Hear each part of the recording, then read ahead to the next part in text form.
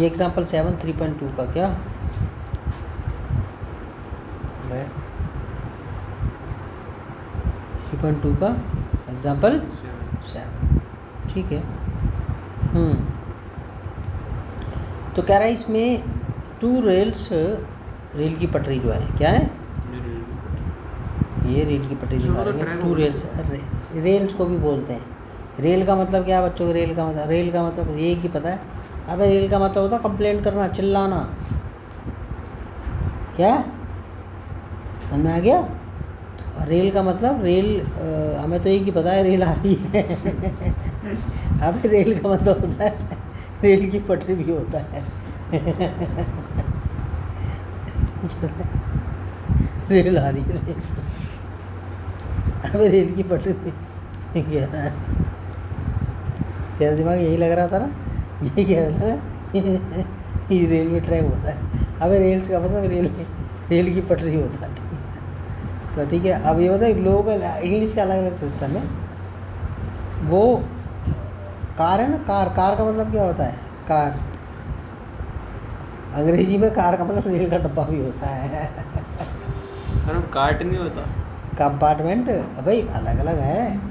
America में petrol pump को बोलते गैस स्टेशन। कह रहे भाई गैस भरवा ले, अबे भाई पेट्रोल पंप। कह रहा भाई कोई नहीं। वो बंदा नहीं हमारे साथ हंसने का जो देख रहा होगा, देखिए। तो कहता है 2 रेल्स, 2 रेल की पटरियाँ आर रिप्रेजेंटेड, ये रिप्रेजेंट हो रही हैं by the equation this. Linear equation तो सीधे लाइन ही तो बनेगी। और ये इक्वेशन हो गई 2x, एक तो होगी x + 2y - 4 = 0, और एक 2x + 4y - 12 = 0, ठीक है। देखिए तब वेव को बना रहे हैं, देखिए ये बिल्कुल हाँ एक जैसी है, ठीक है। तो वो कह रहा है विल द रेल्स, रेल की पटरी क्रॉस ईच अदर, यानी कि यूनिक सॉल्यूशन होगा कि नहीं होगा, ठीक है। तो उसने कुछ तो कहा नहीं कि ग्राफिकली ये करो, ग्राफिकली होता तो लाइन से उससे बना लेते हैं, ठीक है, ग्राफ से बना लेते, लेकिन उसने कुछ कहा नहीं, तो सब्स्टिट्यूशन मेथड से कर लेते हैं इसको। जब एलिमिनेशन मेथड आएगा उससे भी कर लेंगे। तो इक्वेशन लिख दी पहले, ये ले भाई, पहली इक्वेशन लिख दी, दूसरी इक्वेशन लिख दी, ठीक है। पहली इक्वेशन उठाई x + 2y - 4, ये इसमें से x वैल्यू आइसोलेट कर ली, क्या कर ली? इसको अंग्रेजी में क्या बोलते हैं? We are expressing x in terms of y, क्या बोल रहे हैं? Expressing in terms of y, we are expressing x, क्या? We are expressing x in terms of y, यानी कि ठीक है ना, x को एक्सप्रेस कर, यहाँ पर y आ गया। अब क्या है कि अब ये जो x की वैल्यू है ये वाली फर्स्ट में से निकाली, सेकंड में रख दो, किस में रख दो?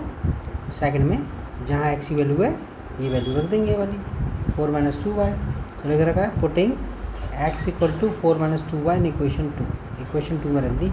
इक्वेशन 2 ये थी, दोबारा लिख दिया मैंने ताकि कन्फ्यूज़न ना हो। अब x की जगह क्या रख देंगे? x की जगह ये रही 4 - 2y लिख दी, 4 - 2y रख दी।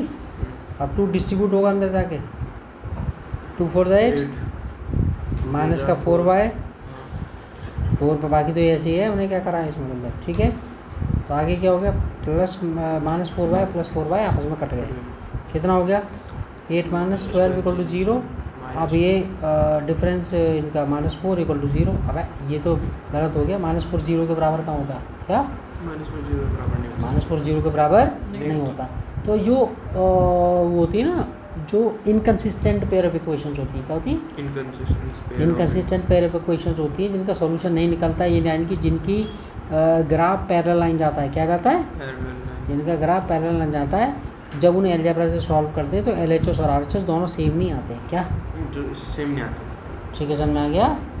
इनकन्सिस्टेंट पेयर ऑफ इक्वेशन जिनका ग्राफ सीधी पैरेलल लाइंस बनाता है, उनको जब अलजेब्रा से सॉल्व करते हैं तो LHS और RHS सेम नहीं आते, तो हम कह देते हैं ठीक है ये सॉल्यूशन नहीं है इसका, तो कहेंगे इनकन्सिस्टेंट है, ठीक है, which is a false statement, वो एक false statement. So the equation do not have a common solution, इसका कॉमन सॉल्यूशन नहीं है, नो सॉल्यूशन लिख दें, do not have any solution, ठीक है ना। The 2 rails will not cross each other, that's all, ठीक है, ओके। ये हमारा पास ये वाला क्वेश्चन भी ओके, ओके, ठीक है। तो ये क्वेश्चन हो गया भाई हमारा, ओके। और ये